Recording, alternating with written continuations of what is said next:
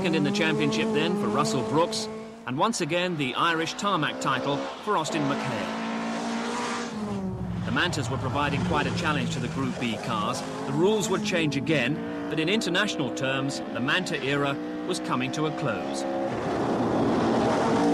It started life as a potential world beater. Obviously, the rules and regulations overtook it in terms of supercars. But looking at its record, it was an excellent European Championship car. It's been a supercar for British Championships, obviously. Specifically on tarmac, it was probably the car to beat, even when the big supercars were around. And now, of course, although it's lost its life in terms of the outright team performances, they will be filtering down to the clubmen, and the clubmen will find it an easy car to drive and probably an easy car to keep. And on the national scene, the Mantas had already had great success. For Phil Collins, victory on the Manx stages, the Mueller and the Lindisfarne.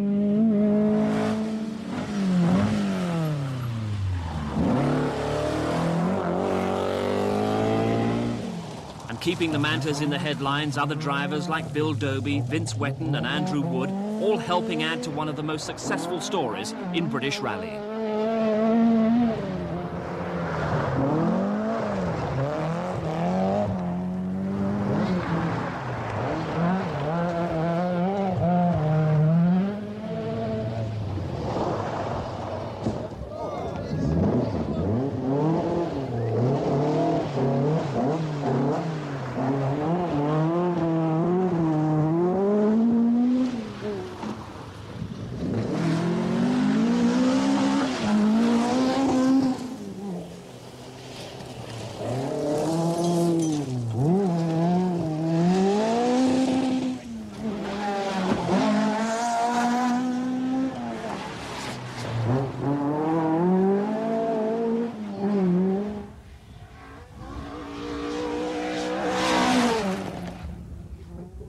'87 saw a return to Group A regulations. What really were your expectations for the Manta in '87? Well, I think we knew we'd only had 3 rallies, and we really wanted to see the car go out on a high.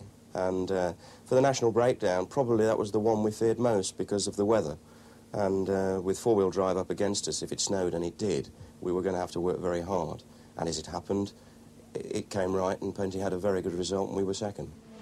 In the season that the Mantas were due to be bowing out of international rallying, Penty Auricola had at last got his hands on the car he'd coveted for so long.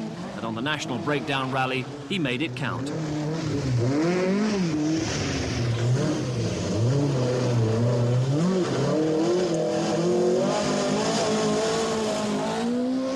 Penty was leading home Russell Brooks for a triumphant Manta 1-2, and they said this would be a four-wheel drive event.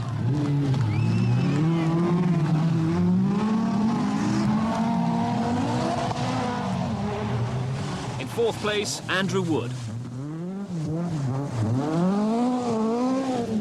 And this wasn't quite the best moment of the rally for Pete Slights, but he came in fifth.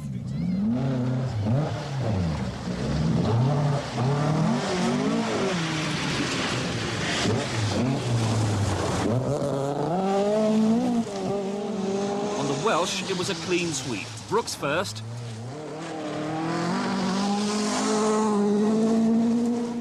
Auricola second.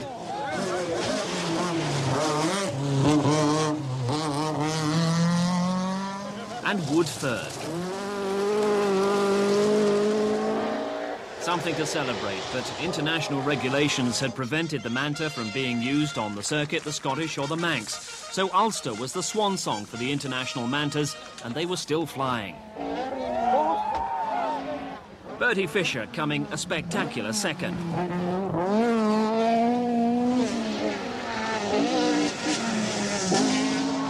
Austin McHale fourth. Penty Auricola fifth. And Andrew Wood sixth.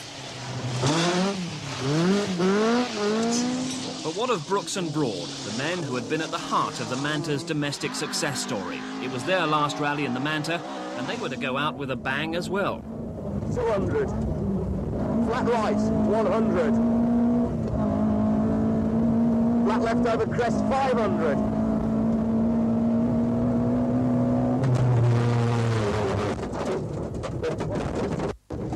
Prop shaft. Shit. Prop shaft's gone, destroyed. See if we can pull it in on the left. Definitely out with a bang. What exactly happened when you and Russell got out of the car then?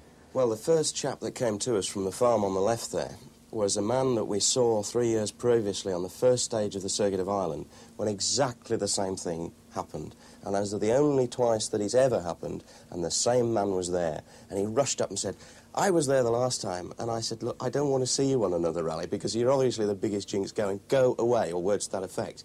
It was a dramatic end and a very sad end to a really good try for us to win the last rally in Manta. A great car that's produced some great memories for you then. It's been a supercar and 4 very successful years for GM Vauxhall Opel. I'm only pleased that I was part of the history of the Manta. Right, right!